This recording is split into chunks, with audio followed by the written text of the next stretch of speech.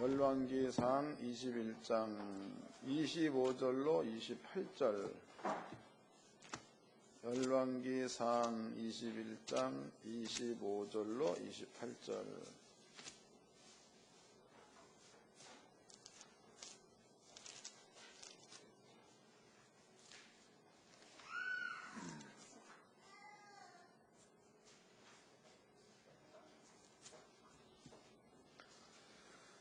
다 같이 한 목소리로 합독을 하도록 하겠습니다. 열왕기상 21장 25절로 마지막 절까지 합독하겠습니다. 시작.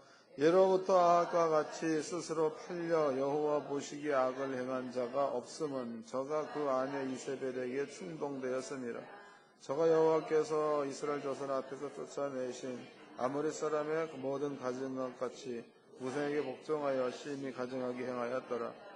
아합이 그 모든 말씀을 들을 때에 그 옷을 찢고 굵은 배로 몸을 동이고 금식하고 죽은 데에 누우며 행보도 천천히 한지라.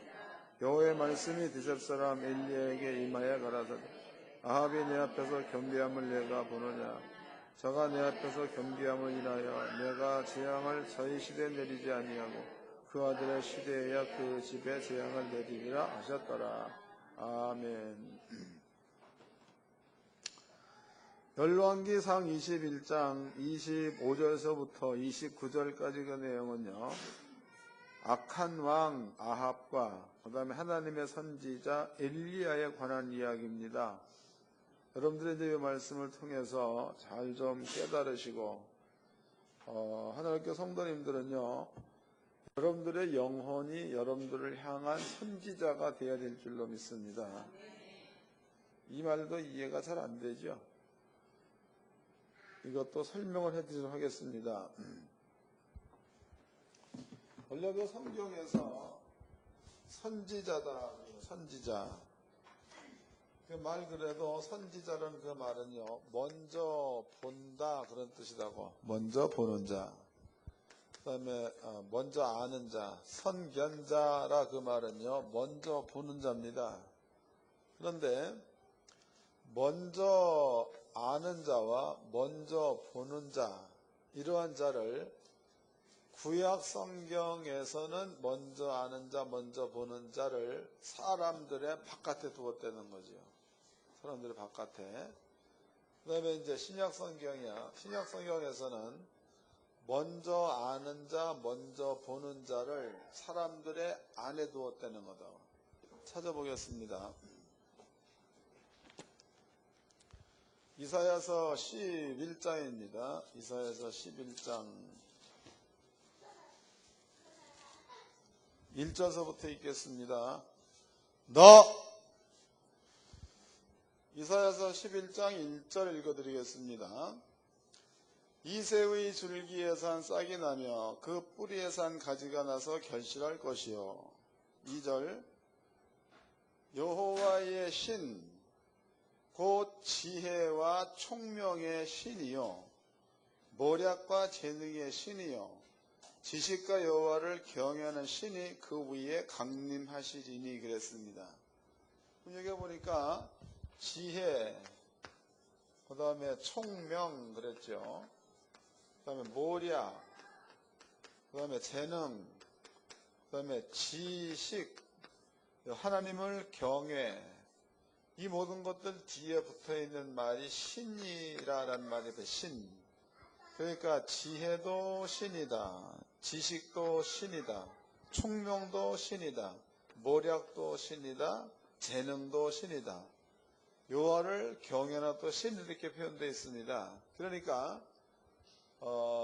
이사야서 11장에서 여기에서 이새의 줄기에서 싹이 나며 그 뿌리에서 가지가 나서 결실할 것이요, 여호와의 신 곧 지혜와 총명의 신을 그에게 부었다 해서, 그라는 것은 물론 신약으로 본다면 예수를 말하는 겁니다. 예수에게 이러한 그 여호와의 신까지 합치면 7신입니다. 7영이라고 말하죠. 그 예수님에게 7영을 부었다는 거다고. 그 예수가 땅에 왔죠. 그 다음에 예수가 땅에 와가지고 세상 사람들의 모든 죄를 가지고 죽습니다. 죽고 난 다음에 예수님은 승천하지요. 하나님 나라로 가버렸다 이 말이에요. 승천. 그 다음에 예수님께서 승천하신 후에 예수에게 임했던 신이야. 신. 이 신을 예수님께서 이제는 죄가 없는 사람들에게 보냈다고. 그 죄가 없는 자. 그럼 죄가 없는 자는 여러분들이 예수께서 우리 죄 그러죠?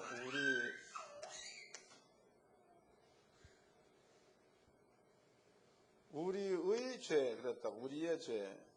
그 여기에 우리의 죄라는 그 말을 요한복음 1장 29절로 보면 세상죄라고 표현했지요. 세상죄. 그러면 세상죄가 예수님이 짊어지고 죽었다.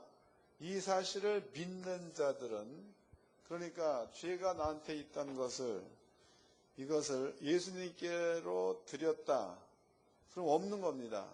없는 자에게 예수님께서 승천하신 후 예수님에게 임했던 그 성령을 예수님께서 죄가 없는 우리에게 보냈다고.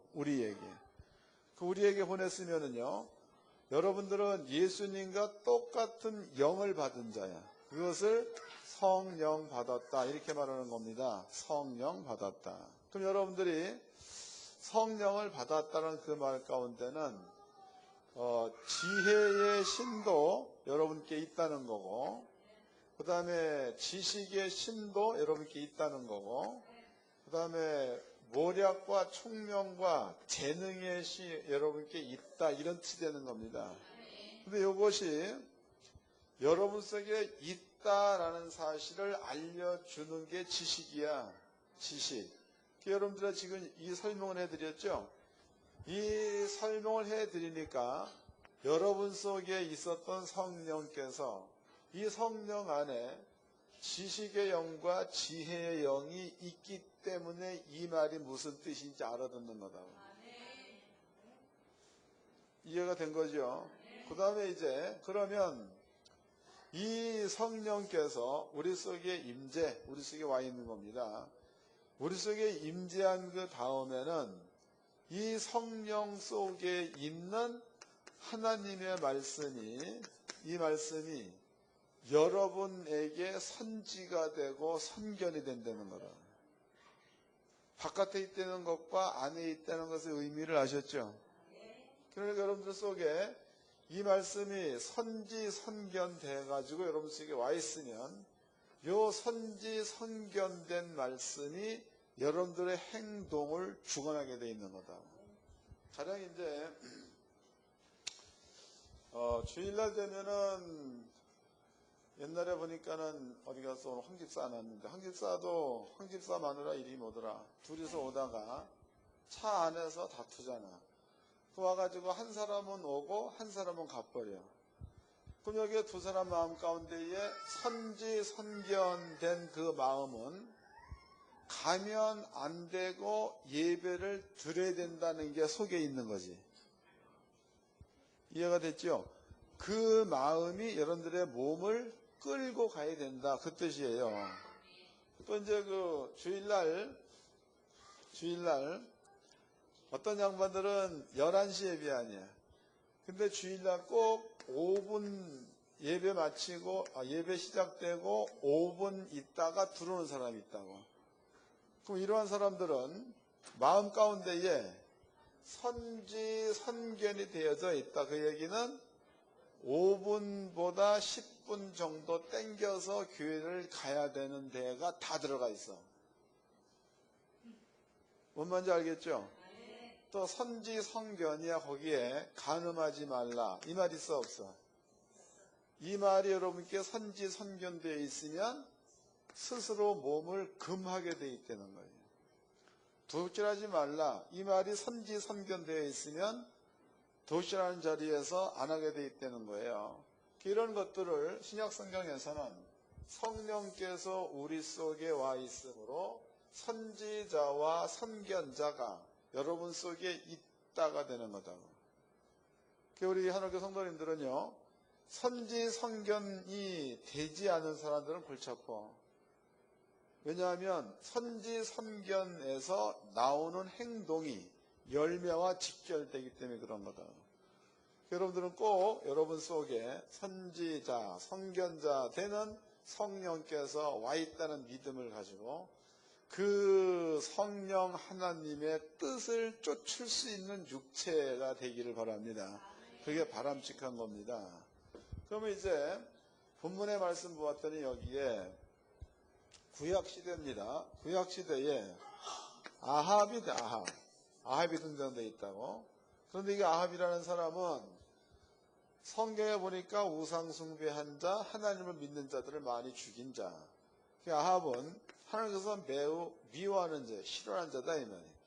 아합은 패약한 사람이라고. 패약한 사람이다. 그런데 하나님께서 아합에게 선지자 엘리야를 보낸 겁니다. 그 엘리야가 아합 왕한테 얘기하기를, 왕이야, 당신은 하나님께 살아계심을 분명히 경험하고도 어찌하여 하나님께서 원하시는 길로 가지 않고 딴 길로 가나이까? 이러한 얘기를 했을 때에 아합의 마음 가운데는 엘리야가 한 그 말이 무언가가 자기를 때리는 망치 같은, 책찍 같은 음성으로 들렸다는 거예요. 읽어보겠습니다. 열왕기상 21장입니다.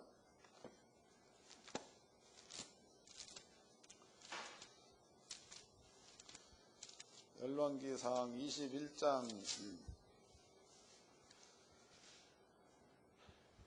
27절서부터 읽겠습니다. 아합이 이 모든 말씀을 듣고 들을 때에 그 옷을 찢고 굵은 배로 몸을 동이고 금식하고 굵은 배에 누우며 행보도 천천히 한지라. 여호와의 말씀이 디셉 사람 엘리야에게 임하여 가라사대, 아합이 내 앞에서 겸비함을 내가 보느냐? 저가 내 앞에서 겸비함을 인하여 내가 재앙을 저희 시대에 내리지 아니하고 그 아들의 시대에야 그 집에 재앙을 내리라 하셨더라 그랬습니다. 그러니까 아합 왕이 그 말을 듣자마자 마음을 겸비했다. 또 이제 그 베옷을 입었다는 그 말은 회개했다, 그런 뜻이 되는 겁니다.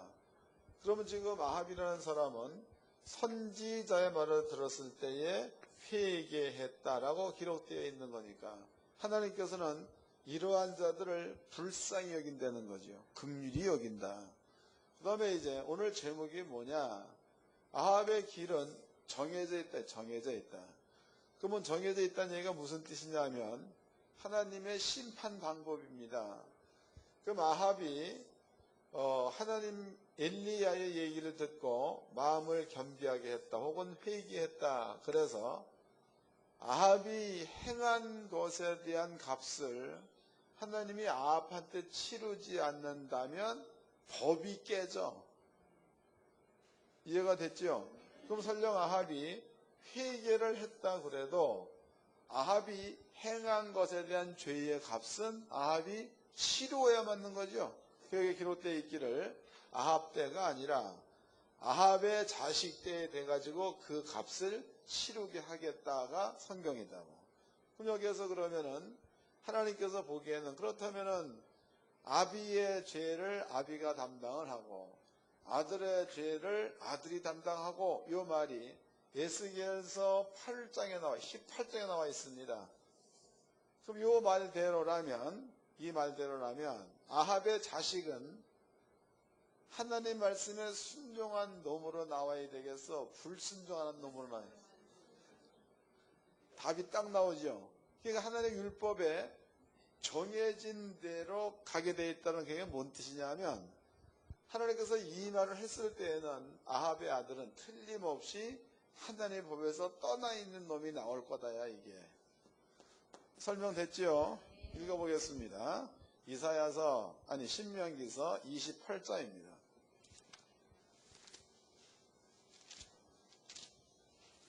신명기서 28장.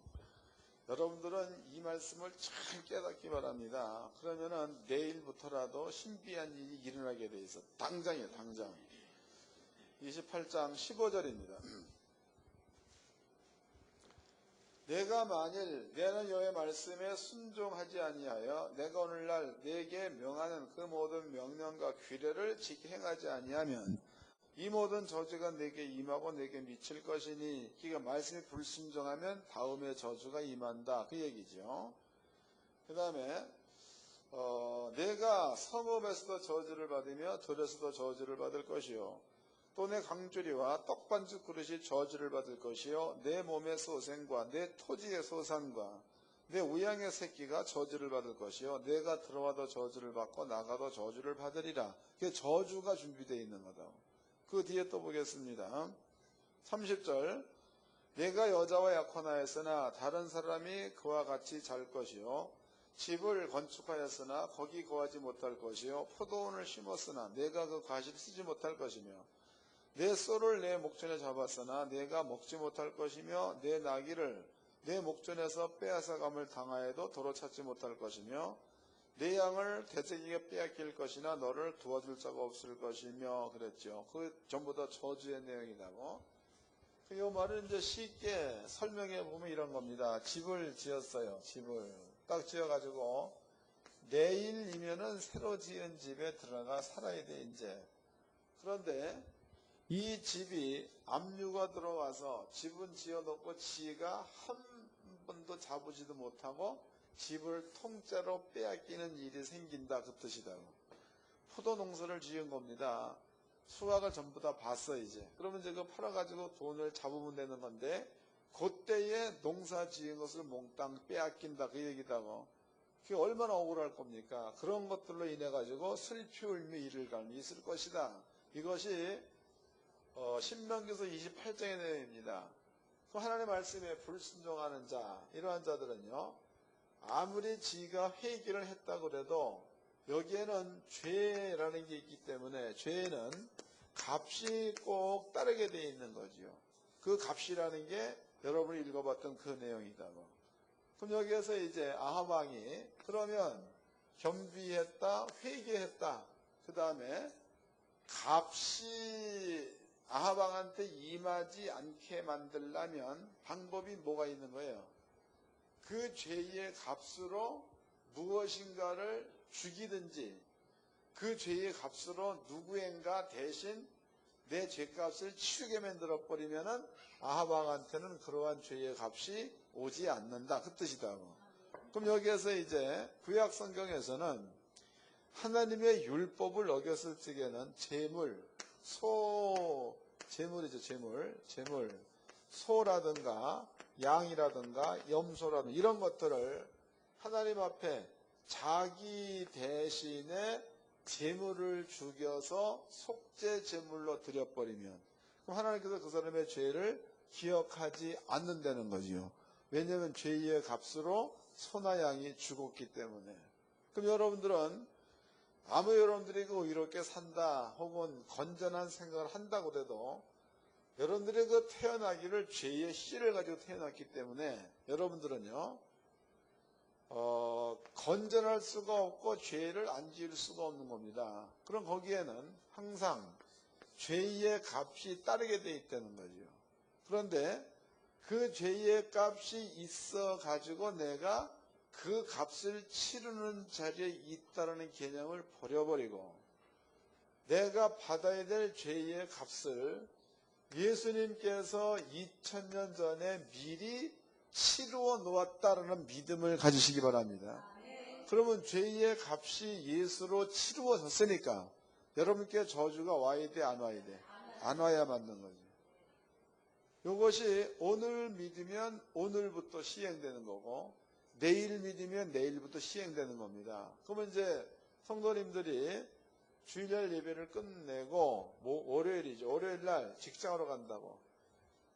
그럼 직장으로 가서 혹은 집에 있을 때에도 누구 보니까 그 쌈박질을 해가지고 뭐 자식과 부모 가운데도 싸우고 또 부부와 뭐 신랑과 마누라끼리 쌈박질하고 싸운다 이 말이에요. 그럼 여기에는 분명코 미움이 있는 거죠. 미움이 있으면 혈기가 있게 되어 있는 겁니다. 혈기가 있으면 이 자체를 성경은 살인하였느니라 그랬단 말이에요. 그럼 지금 살인한 죄를 저지른 거다. 여기 이런 데 머물러 있지 말고 비록 이렇게 싸웠다 그래도 여기에 따르는 죄의 값은 이미 예수가 짊어지고 십자가에 죽어 놓았다는 사실을 믿으시기 바랍니다. 아는 게 문제가 아니 이것을 믿어요.